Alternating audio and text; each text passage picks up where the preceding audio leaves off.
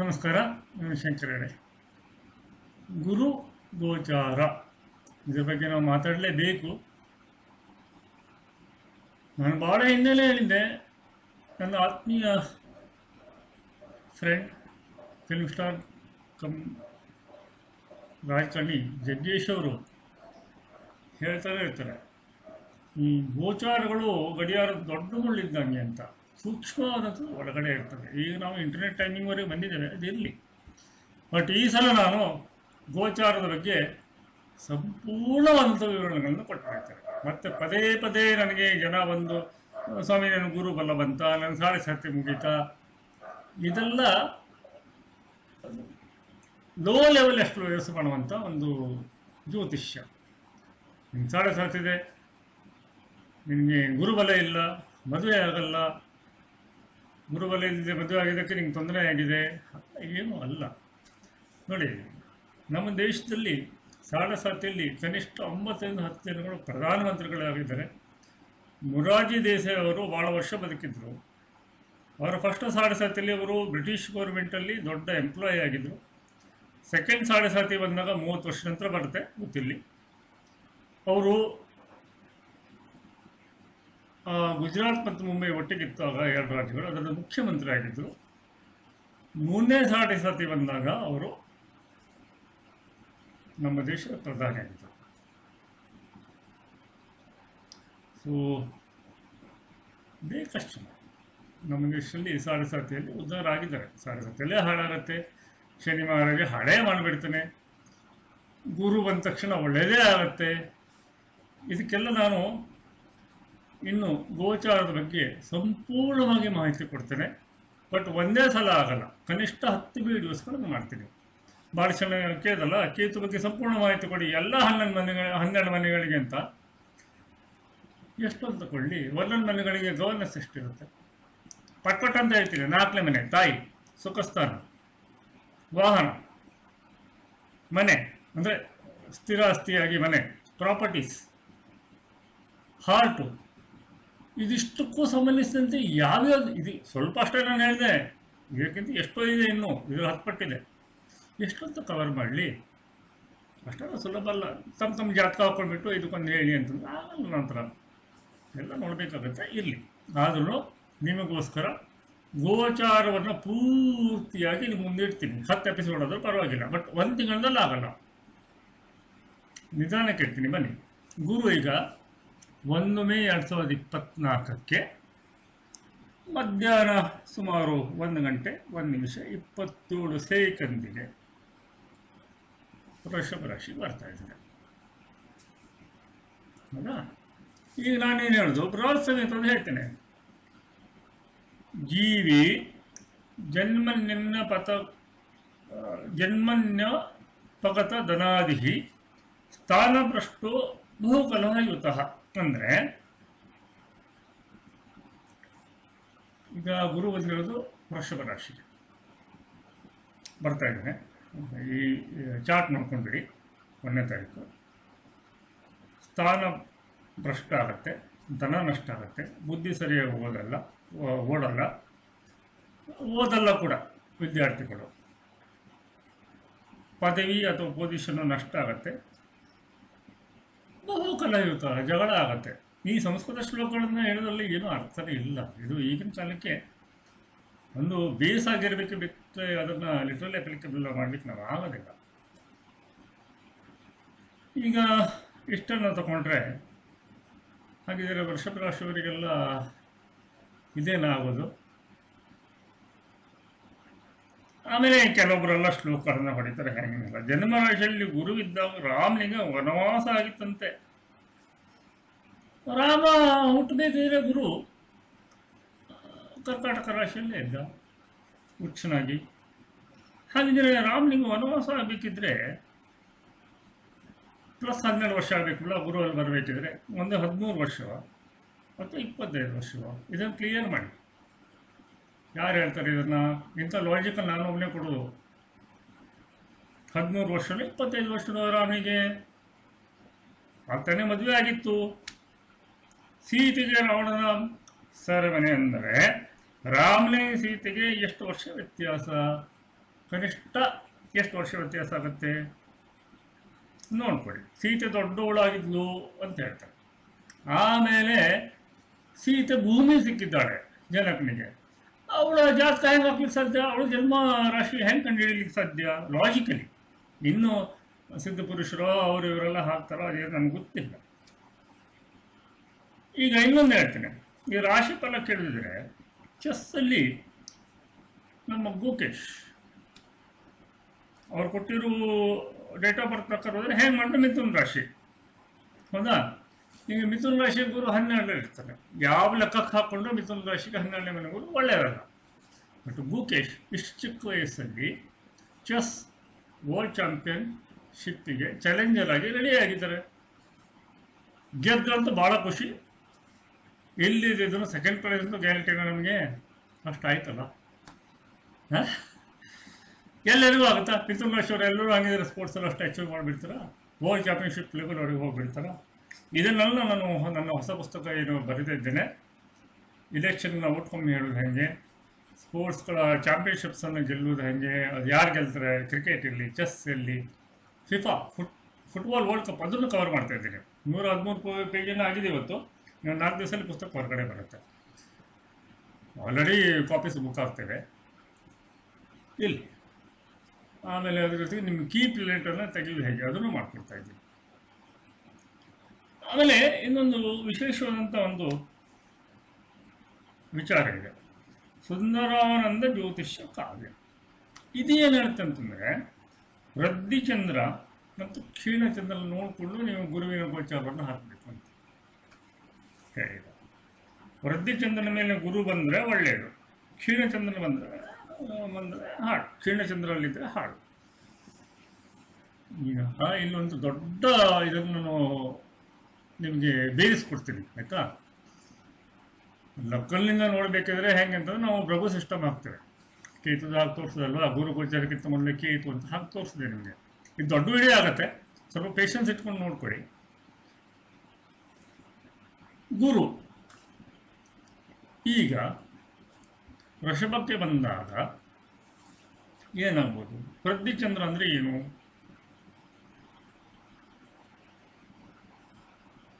Waxing and waning Moon ಅಂತ ಹೇಳ್ತೇವೆ ನಾವು.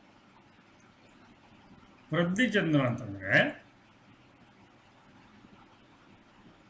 ಕೃಷ್ಣ ಪಕ್ಷದ ಸಪ್ತಮಿ ತಿಥಿಯಿಂದ ಅಥವಾ ಅಷ್ಟಮಿ ತಿಥಿಯಿಂದ, ಸಿಂಪಲ್ ಆಗಿ ಹೇಳ್ತೇನೆ,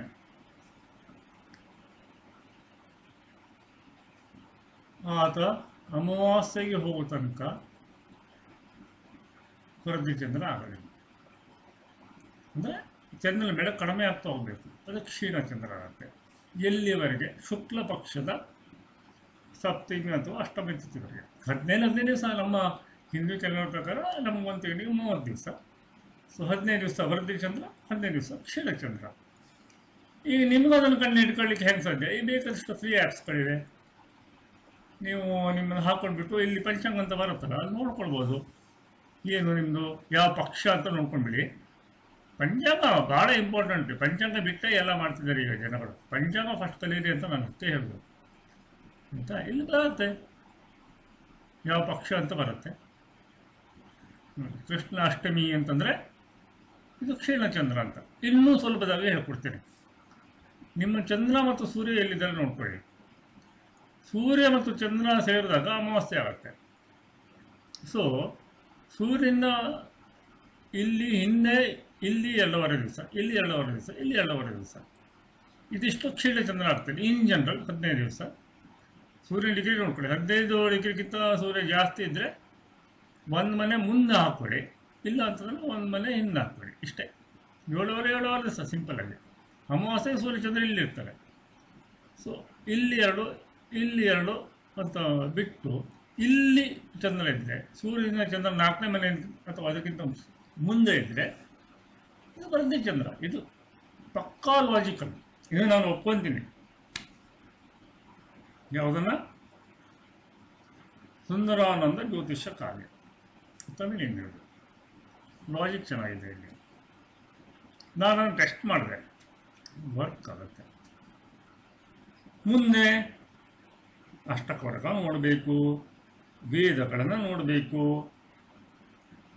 ಆಮೇಲೆ ಅಷ್ಟಕವರ್ಗದಲ್ಲಿ 3 ಬಗೆ: ಸರ್ವಾಷ್ಟಕ, ಭಿನ್ನಾಷ್ಟಕ ವರ್ಗ, ಪ್ರಸ್ತಾರಾಷ್ಟಕ ವರ್ಗ, ಎಲ್ಲವನ್ನು ತೋರಿಸ್ಬಿಡ್ತೀನಿ. ಇದು ಪುಸ್ತಕವನ್ನು ಹೊರಗಾಕೊಂಡ್ಬಿಟ್ಟು ನಾನು ಎಲೆಕ್ಷನ್ ರಿಸಲ್ಟ್ ಬರೋ ಮೊದಲು ಈ ತಿಂಗಳ ಬರೀ ಗೋಚಾರದ ಬಗ್ಗೆನೇ ನಾನು ವಿಡಿಯೋ ಮಾಡ್ತಾ ಹೋಗ್ತೀನಿ, ಅದ್ರ ಜೊತೆಗೆ ಪರಿಹಾರಗಳು. ಬಟ್ ಇದಕ್ಕಿಂತ ಬೆಸ್ಟ್ ಅಂತಂದರೆ ನೋಡಿ, ಸರ್ವತೋಭದ್ರ ಚಕ್ರ, ಆಮೇಲೆ ಉಳಿದ ವಿಚಾರಗಳ ಬಗ್ಗೆ ನಾನು ಆಮೇಲೆ ಬರ್ತೀನಿ. ಅಷ್ಟಕ ವರ್ಗ, ಕೆಲವೊಂದು ವಿಶೇಷ ಚಕ್ರಗಳು, ವೇದಸ್ಥಾನಗಳು, ಗುರು ಯಾವ ನಕ್ಷತ್ರದಲ್ಲಿ ಇರ್ತಾರಲ್ಲ ನೋಡಿ. ಈಗ ಗುರು ಕೃತಿಕಾ ನಕ್ಷತ್ರಕ್ಕೆ ಬಂದ ಅಂತಂದರೆ ಅಲ್ಲಿಂದ 9ನೇ ನಕ್ಷತ್ರಕ್ಕೆ ವೇದ ಆಗುತ್ತೆ. ಕೃತಿಕಾದಿಂದ 9ನೇ ನಕ್ಷತ್ರ ಯಾವುದು? ಸಿಂಪ್ಲಿ ವಿಂಶೋತ್ತರದಶ ತೊಗೊಂಡ್ಬಿಡಿ. ಸೂರ್ಯನಿಗಿಂತ ಹಿಂದಿನ ಯಾವುದೋ ನಕ್ಷತ್ರ? ಶುಕ್ರ. ಸೊ ಇಲ್ಲಿ ವೇದ ಆಗುತ್ತೆ. ಶುಕ್ರ ನಕ್ಷತ್ರ ಸಿಂಹದಲ್ಲಿ ಯಾವುದು? ಪುಬ್ಬ ನಕ್ಷತ್ರ. ಮತ್ತೆ ಗುರುವಿನ ಗೋಚಾರಕ್ಕೆ ವೇದ ಮಾಡೋದು ಶುಕ್ರ ಗ್ರಹವೇ.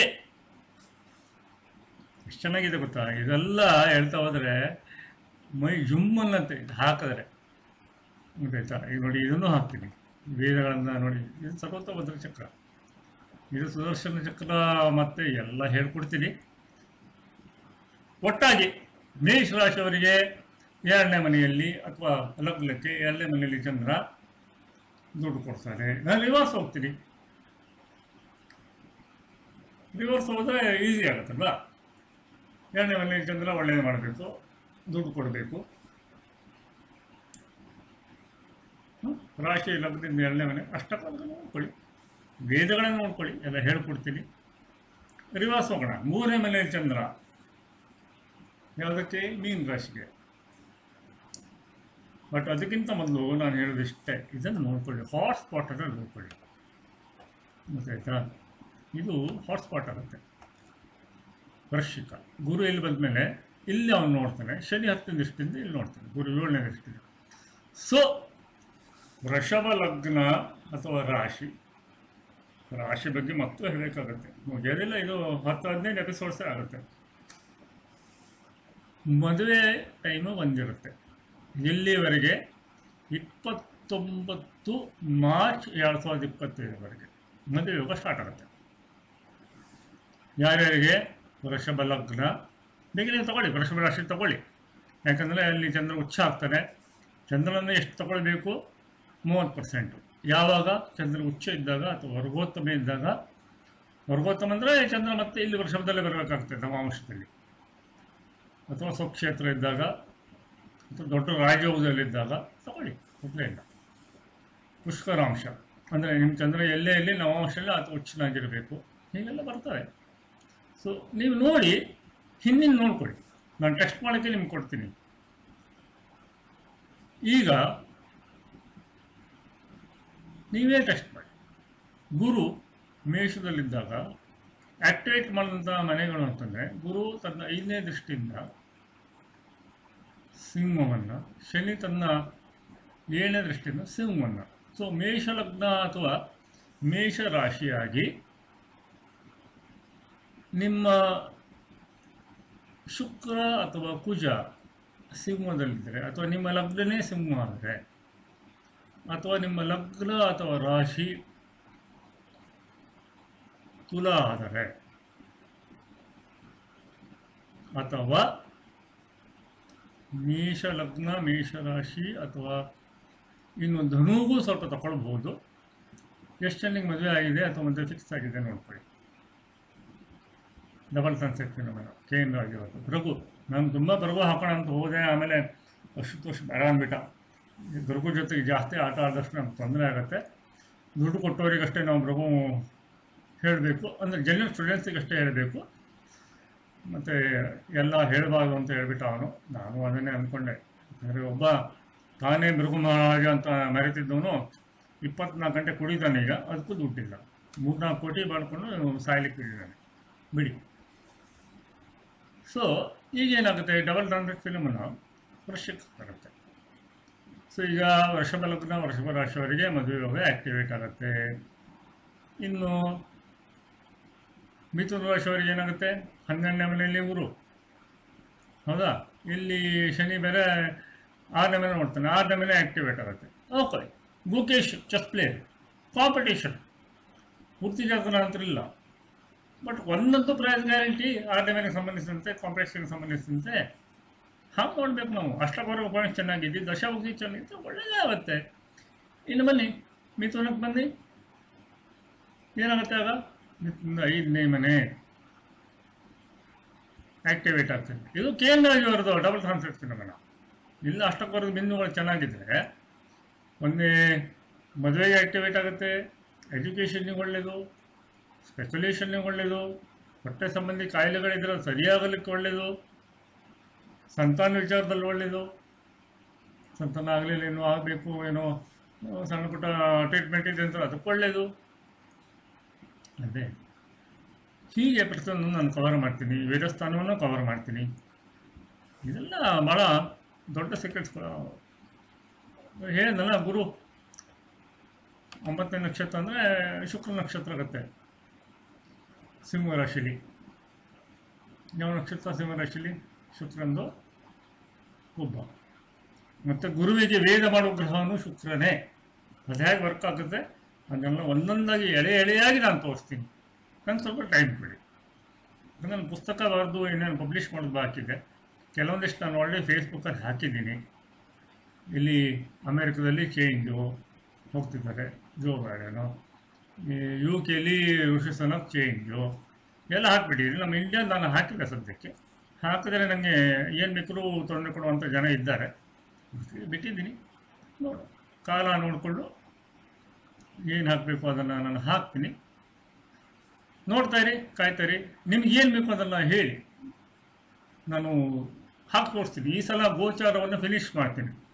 ಕಕ್ಷೆಯವರ ಹಿಡಿದು ವೇದಗಳನ್ನು ಹಿಡಿದು ಎಲ್ಲವನ್ನು ಹಾಕ್ತೀನಿ. ನಿಮ್ಗೆ ಎಷ್ಟು ಅರ್ಥ ಆಗುತ್ತೆ ನೀವು ನೋಡ್ಕೊಳ್ಳಿ. ಇಲ್ಲ ನಮಗೆ ಇದೆಲ್ಲ ಅರ್ಥ ಆಗೋದಿಲ್ಲ ಅಂತ ಪಟ ಪಟ ಪಟ ಪಟ ಅಂತ ಯಾರು ಬೇಕಾದ್ರೂ ಹೇಳ್ತಾರೆ. ಅದು ನಾನೇ ಯಾಕೆ ಹೇಳಬೇಕು ರೀ? ಸಣ್ಣ ಪುಟ್ಟ ಈ ದೇವಸ್ಥಾನದಲ್ಲಿ ಮೊಬೈಲ್ ಆ್ಯಪ್ ಇಟ್ಕೊಂಡವರೇ ಹೇಳ್ತಾರೆ, 2ನೇ ಮನೆಯಲ್ಲಿ ಗುರುಬಲ, 5ನೇ ಮನೆಯಲ್ಲಿ ಗುರುಬಲ. ಏನಾಗುತ್ತೆ ಗುರುಬಲ ಇದ್ದರೆ? ಮದುವೆ ಆಗುತ್ತೆ, ಒಳ್ಳೆಯದಾಗತ್ತೆ, ಗ್ಯಾರಂಟಿನ? ಗುಕೇಶ್ಗೆ ಇಲ್ವಲ್ಲ, ಗುರುಬಲನೇ ಇಲ್ಲ. ಹೇಗೆ ಮತ್ತೆ ವರ್ಲ್ಡ್ ಚೆಸ್ ಚಾಂಪಿಯನ್ಶಿಪ್ ಚಾಲೆಂಜರ್ ಆದಾತ? ಈಗಿತ್ತು, ಇಲ್ಲಿರಲ್ಲ. ಬಟ್ ಗೆಲ್ಲಬೇಕಲೇ ಗುರುಬಲ ಇರೋದಿಲ್ವಲ್ಲ. ಫಸ್ಟ್ ಅಥವಾ ಸೆಕೆಂಡ ಯಾವುದಾದ್ರೂ ಆಗಲಿ ದುಡ್ಡು ಬರುತ್ತೆ. ಆಗ 12ನೇ ಮನೆಯಲ್ಲಿದ್ದಾಗಲೇ ದುಡ್ಡು ಬರುತ್ತೆ ಮಿಥುನ ರಾಶಿಗೆ. ಈಗಿನ ಕಾಲಕ್ಕೆ ಮತ್ತೆ ಅದನ್ನೆಲ್ಲ ಮ್ಯಾನಿಪುಲೇಟ್ ಮಾಡೋಕ್ಕಾಗಲ್ಲ, ಡೇಟ್ ಆಫ್ ಬರ್ತನಲ್ಲ.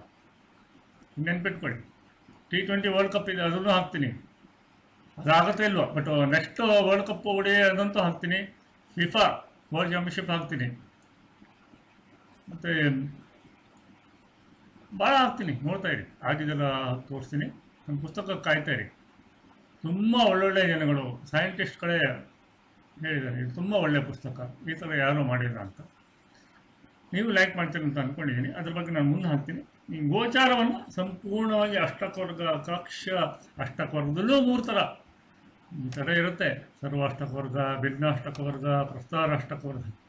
ಅಯ್ಯೋ, ಇದೆಲ್ಲ ಕವರ್ ಮಾಡೋಕ್ಕೆ ಒಂದು ವಿಡಿಯೋದಲ್ಲಿ ಸಾಧ್ಯನಾ?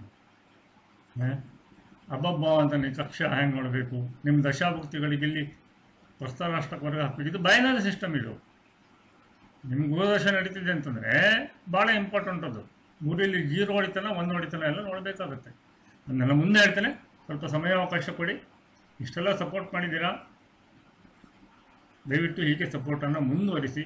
ನಾನು ಎಳೆಯಾಗಿ ಗೋಚಾರವನ್ನು ಬಿಡಿಸಿ ತೋರಿಸ್ತೀನಿ. ನಿಮಗೆ 10 ವಿಡಿಯೋಸ್ ಆಗಲಿ ಬೇಕಿದ್ರೆ ಮಾಡ್ಕೊಡ್ತೀನಿ. ಮತ್ತಾರು ಕನ್ಫ್ಯೂಷನ್ ಇಟ್ಕೊಳ್ಳೋದು ಬೇಡ ಗೋಚಾರದ ಬಗ್ಗೆ. ಮುಂದಿನ ವಿಡಿಯೋಕ್ಕೆ ಕಾಯ್ತೀರಿ. ಅಲ್ಲಿವರೆಗೆ ನಮಸ್ಕಾರ.